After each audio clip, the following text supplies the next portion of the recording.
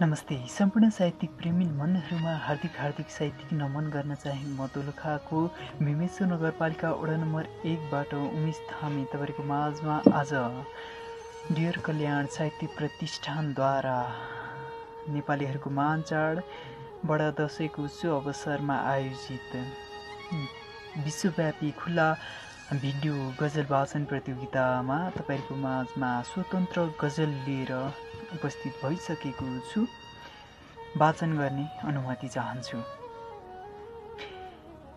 दशैं र तिहार आयो भन्दै रमाउँछ छोरा, दशैं र तिहार आयो भन्दै रमाउँछ छोरा, चिची माम खाने भन्दै हात समाउँछ छोरा, चिची माम खाने भन्दै हात समाउँछ छोरा।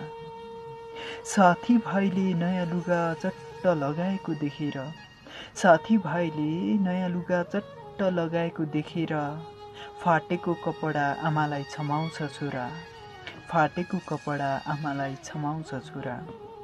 हाम्मो नि नाना अनि यस्तै चङ्गा किन्ने ल भनी, हाम्मो नि नाना अनि यस्तै चङ्गा किन्ने ल भनी साथीको चङ्गा मेरो हातमा थमाउँछ छोरा, साथीको चङ्गा मेरो हातमा थमाउँछ छोरा।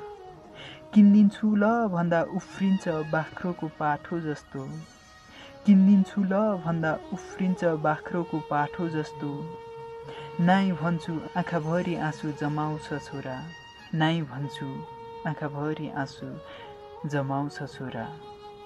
यो अबोध बालकले दुःख बुझ्ने भए भन्थे, यो अबोध बालकले दुःख बुझ्ने भए भन्थे, बन्दमा बा आमाले कसरी कमाउँछ छोरा, बन्दमा बा आमाले कसरी कमाउँछ छोरा। दशैं र तिहार आयो भन्दै रमाउँछ छोरा, दशैं र तिहार आयो भन्दै रमाउँछ छोरा, चिची माम खाने भन्दै हात समाउँछ छोरा, चिची माम खाने भन्दै हात समाउँछ छोरा। धन्यवाद। हस्त नमस्ते।